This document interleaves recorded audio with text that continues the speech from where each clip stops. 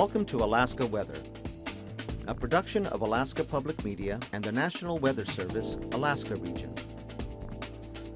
Produced and broadcast daily from the studios of KAKM, Alaska Weather provides complete forecasts, public, marine, and aviation for all of Alaska. Alaska Weather is made possible by the following sponsors.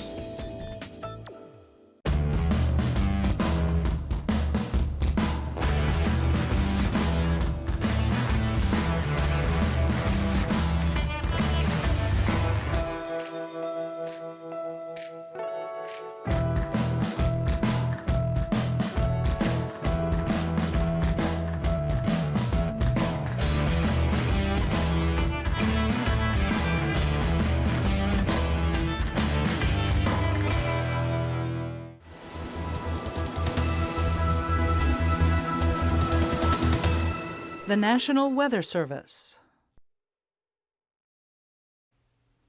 Hello everyone, and thanks so much again for joining us for this Monday's edition of Alaska Weather. I'm Dave Percy. On the satellite here you can see clouds across the southeast coast, low pressure southwest of the Queen Charlotte Islands, and that sending moisture northwestward across the area. Clouds from Dixon Entrance all the way up into Canada there, with rain occurring, heaviest amounts over the southern portions of the Panhandle today. Otherwise, lots of clear skies, Gulf of Alaska, across much of the interior. Some mid and high level stuff here, a little lower though out along the coastline. Coming southward, really not doing much. Another patch there over northeast Bristol Bay. And then what was a very weak front finally pulling eastward of the Arctic coast up in that area. That brought about 1/10 of an inch of rain late last night, early this morning, and until it ended this afternoon to AKwx, but amounts back to the west were quite light, and actually this afternoon nothing going on at all, just low clouds hanging in over the north slope there. That kept temperatures on the chilly side, right around 40, some cases the upper 30s out along the Arctic coast, but easterly winds clearing it out on the west side there, and that allowed temperatures to warm into the 40s to mid 50s. And clearing out also here, Seward Peninsula, temperatures warming into the 70s over the western interior areas.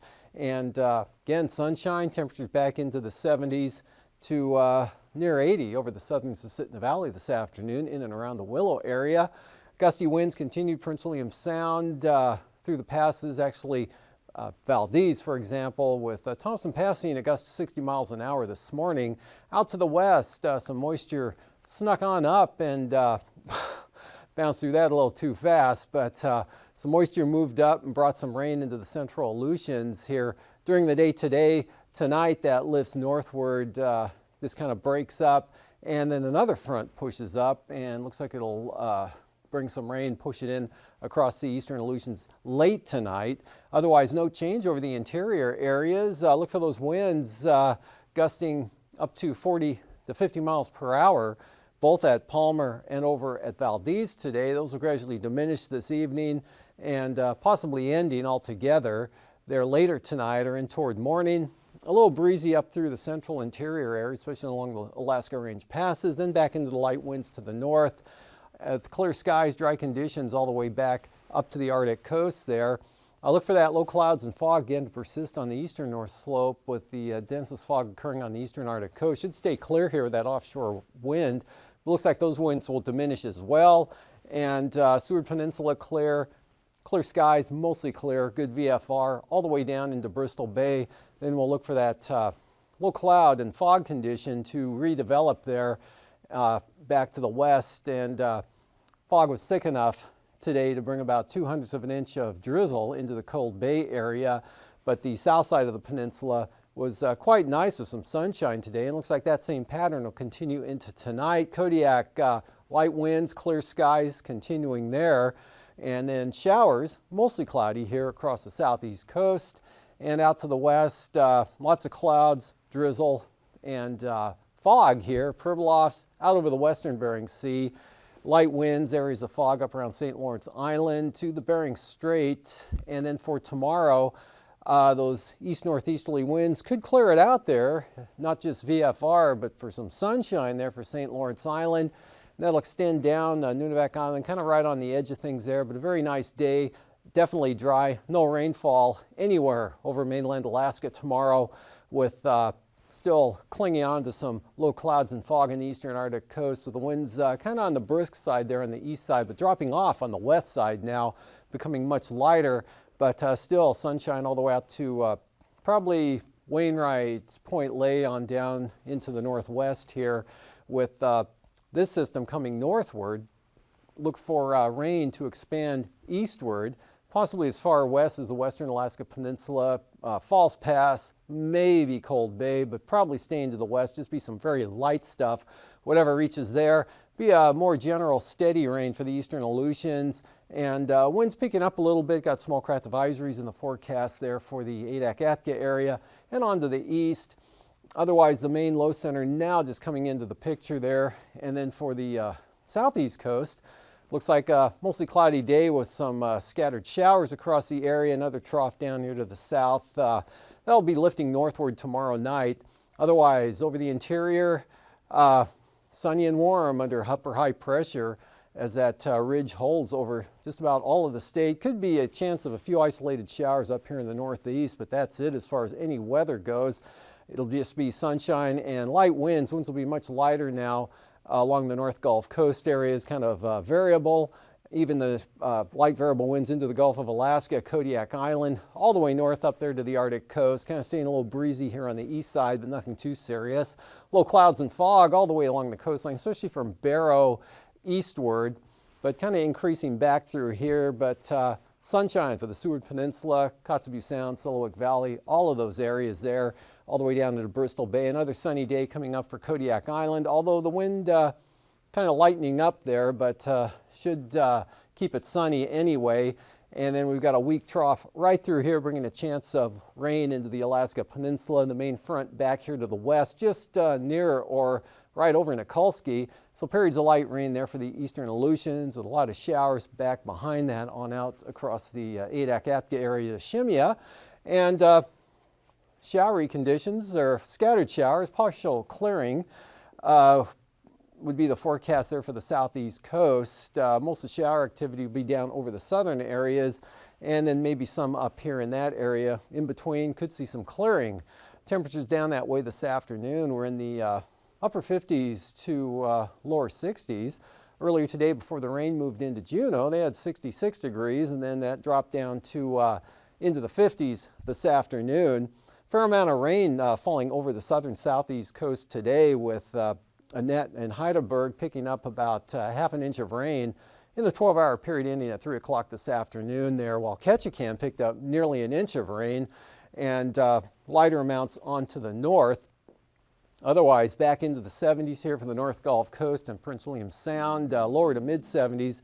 These are all mid-afternoon temperatures. That's 73 at Cordova. Same thing at Seward, Valdez 72, and the Susitna Valley 75 to 80.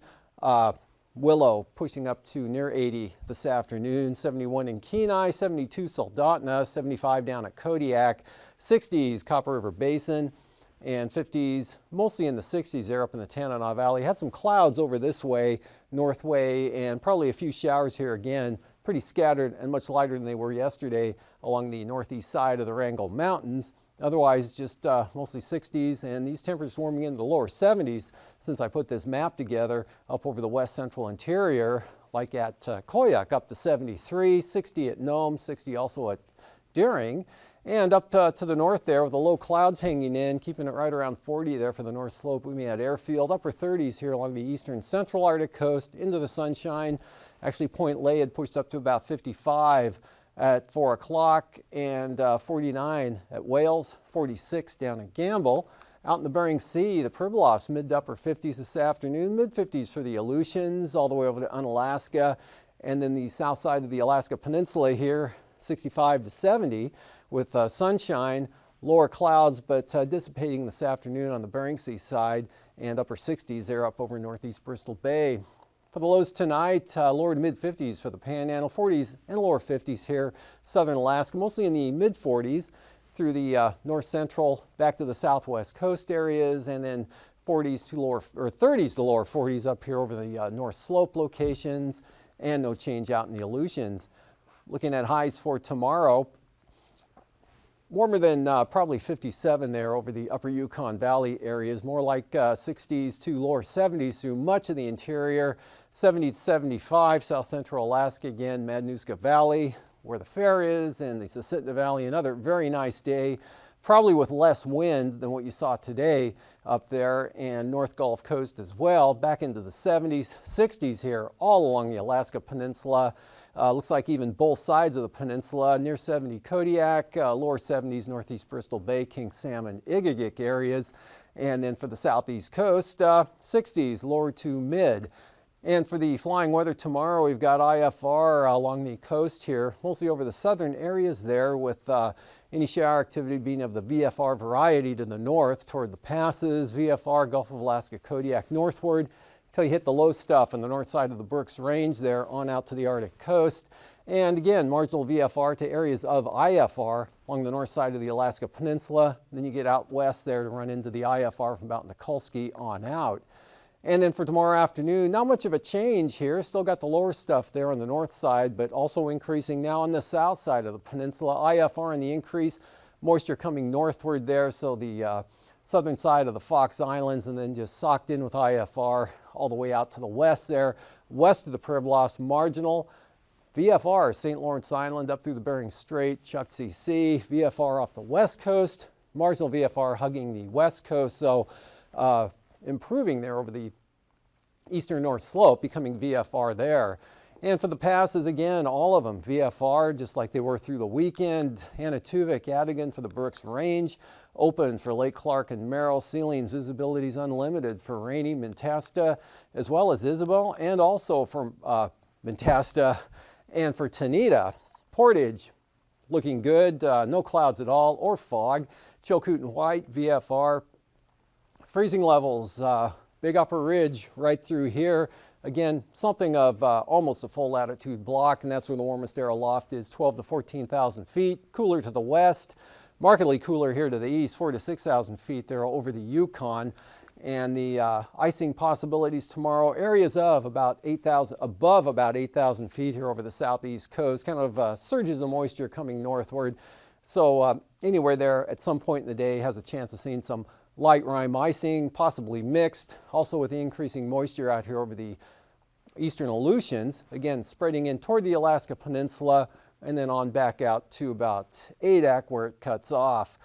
And onto the jet stream, again for tomorrow, still this tremendous ridging from the Pacific right up through the Bering Strait and into the Chukchi Sea in the Arctic. Winds coming down around from the north there, not quite as strong as today or yesterday, 50 to 70 knots. Then coming around this upper low, this mostly just catching the Dixon entrance area, that 90 knot southerly jet there, and then south to southeast, that's going to be pulling the moisture and eventually the slow lifting northward into the western and central Aleutians, pulling back to the northwest as opposed to pushing east-northeastward. 9,000 foot winds, low pressure southwest of the Queen Charlotte's. Easterlies maybe up to 20 to 30 knots there across the Panhandle, and then dropping back to just about nothing here over southern Alaska, Kodiak Island, Bristol Bay and the Alaska Peninsula, pretty light. Easterlies, a band here through the central interior from the Yukon westward out to Norton Sound, 20 to maybe as high as 35 knots. Easterlies at 25 on the eastern Arctic coast, dropping back to 10 to 15 for the western North Slope. And southeasterlies on the increase here, maybe up to 30 knots there for the eastern Aleutians, 20 knots for the central areas. Really light out toward Amchitka, Kiska, and Shimya, and then 15 knots of the Pribilofs on up to the Bering Strait. So really not too bad at all. 3,000 feet, similar pattern, westerlies or easterlies, lighter heading west, 10 to 20 knots through the central interior. Lighter to the north, light to the south, easterlies 30 knots on the eastern Arctic coast, lighter winds on out to the west there. And for the Panhandle, easterlies more or less here, 10 to 20 at times, southeasterlies 25 to 30, mainly across the eastern Aleutians and on southwest of the Pribilofs there, becoming quite light, again out towards Shimya. As far as turbulence goes, maybe some light to isolated moderate mechanical turbulence for the eastern Aleutians, Adak and Atka, maybe. And along the Alaska Range here, below about 5,000 feet for all these areas. And eastern Arctic coast where it's a little breezy, northern panhandle, still those gusty winds through the passes there could make for some light to very isolated moderate turbulence, as well as down towards southern Prince of Wales Island and western Dixon entrance. And after hangar flying, I'll be back with a look at the marine forecast and the ice edge.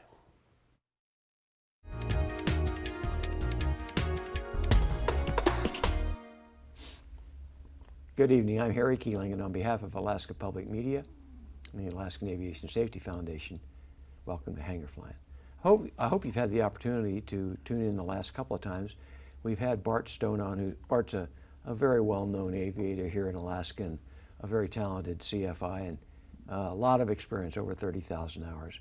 And we've been talking about off-airport operations, and here we are in August.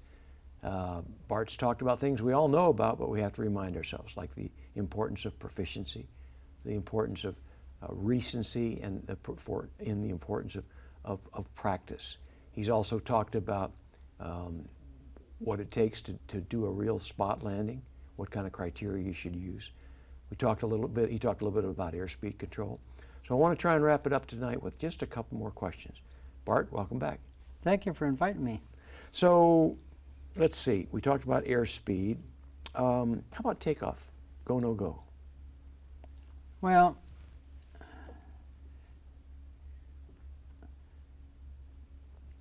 everybody should have a built-in decision point where they're not going to continue the flight. And I've seen several accidents over the years where the people actually aborted the flight a little bit too late, and they ran into the trees at the end of the strip. But it was a much better outcome for the aircraft and the passengers and the pilot than if they tried to take off and smashed into the trees, say 20 or 30 feet off the ground. These aborted takeoffs were done right at ground level, so there was no dropping, there was no damage from injuries from falling out of the tree. So if you fall out of a tree, there's actually a couple of programs on how to crash. It's not so much the flying into the tree that's going to injure people and definitely damage the aircraft, but it's the dropping, it's the vertical speed that the aircraft isn't designed for that. The seats aren't designed for that. Most people don't have shoulder harnesses. They don't have their safety belts on right, but you should know and should have a performance criteria where you know how to call it quits and stop safely. Maybe offload fuel, offload a passenger, and say, I'm going to come back in small strips and go in small trips, but I'm going to go over and land at a bigger strip, and I'll be back to pick you up, and we're going to just make a few more extra trips to get out of here safely. So do you use the 70-50 rule of thumb? The 70-30, yeah, it works really well. That when you're 70% down the length of the runway, you want to have at least 50% of your flying speed to be able to get out of there. And so you should know your liftoff speed pretty good. And that's why you learn. That's why you practice prior to going in these places. Learn what the airplane will lift off at. When you go practice and you're working in a short field situation, don't do it by yourself at lightweight, because that's usually not the way you're going to be flying. When you leave that little short strip, you're going to have your buddy with you, maybe his dog, you know, all the meat. Maybe you've got a moose or something like that, and you got a quarter of a moose. Performance criteria is different when you have a full load. Okay. 3-point landing versus wheel landing. I use them both. If it's a narrow, skinny runway, and maybe it's got a dog leg in it that you can't see from a 3-point attitude, it's better to do a 2-point, to me, do a 2-point landing and carry a little bit of power, keep the tail up, and use judicious use of the brakes, bring yourself to a stop, and then lower the tail down, so that way you can avoid rocks. Maybe if there's a dog leg that you got to go around. If you land at a 3-point attitude on a narrow, skinny runway, a lot of times, unless you've got a good heading indicator or you got a tree on the horizon or something like that, you can lose directional control real easy. And not see where you're going. And not, yeah, it just blocks your view. Let's talk about weather options. You and I have flown together. We've had to execute options to turn around and go back. What are your thoughts on that? Well, you should always know where you're at all times. Don't depend 100% on, say, one of your electronic devices like a Garmin 396 or something like that, because I'm here to tell you they do shut off and at the most inopportune time. So you better always have a plan on, say there's a strip behind you, 10 minutes or something like that, back at a certain heading that you know you can get to fairly safe. But you should have your personal minimums, and if you're flying in an unfamiliar country, you should raise those minimums. Because if you're into unknown country, maybe your minimums that work, say between Anchorage and Squitna, won't work very well between Lake Clark Pass and Port Ellsworth. Yeah. Because it's a different country. There's not very many outs in case something goes wrong, the weather closes in. So, but you can always call ahead to a lot of people. There's a lot of operators you can call, ask them how the weather's doing.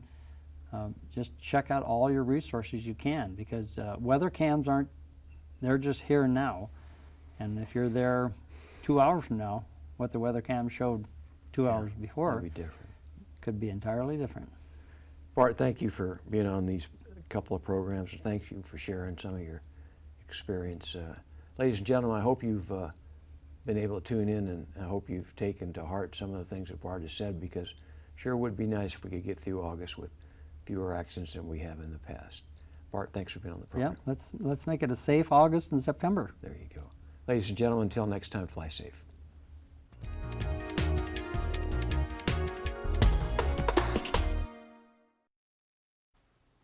Sea surface temperatures here for today, warmest here along and off the southeast coast, and then back around pretty normal configuration here with the current going around something like that. Also warm along the southwest coast, warmest there.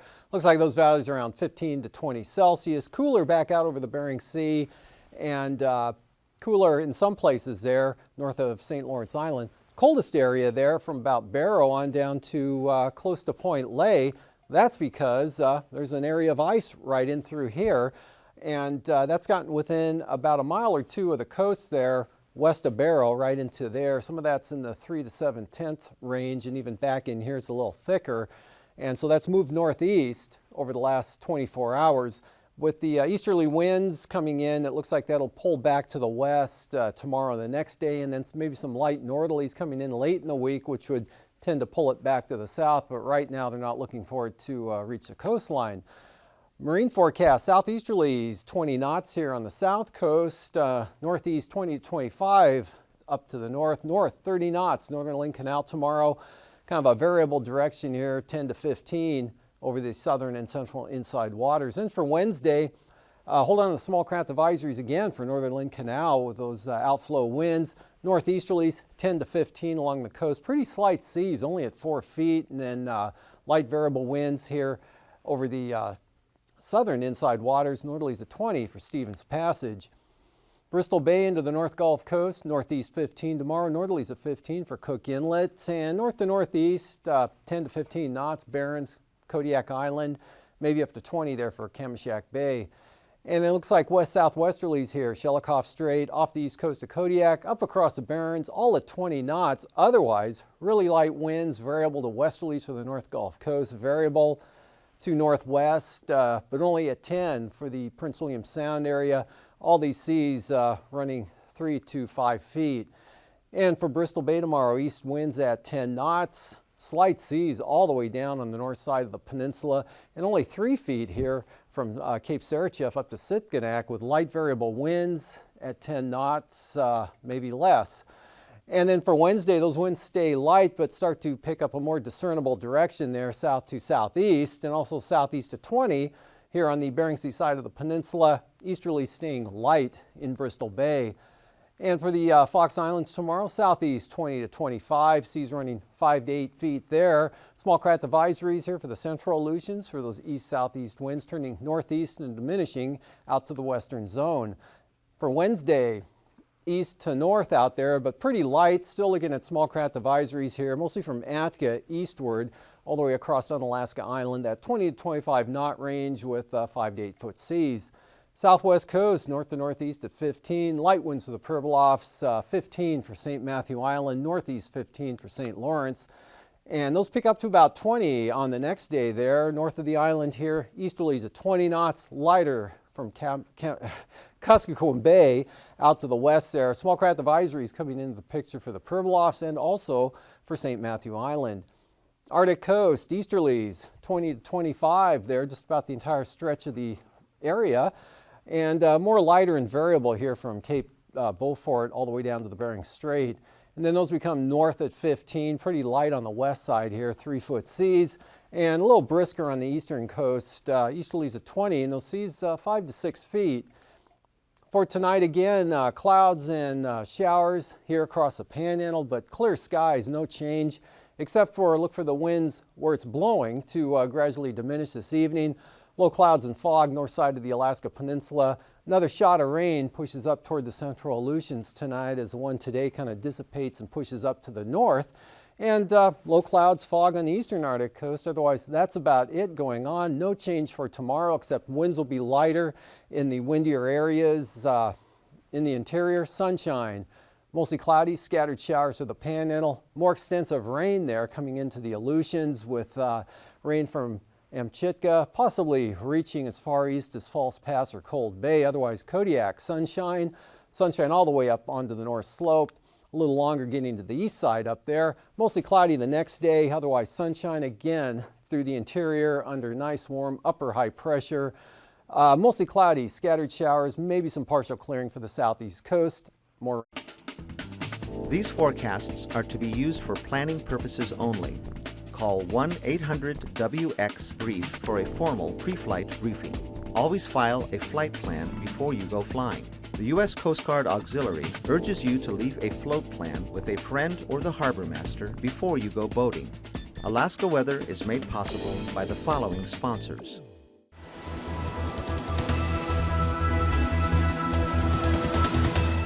The National Weather Service. Support comes from the University of Alaska College Savings Plan, helping you and your child save for college every step of the way, from diapers to diploma. More information at uacollegesavings.com.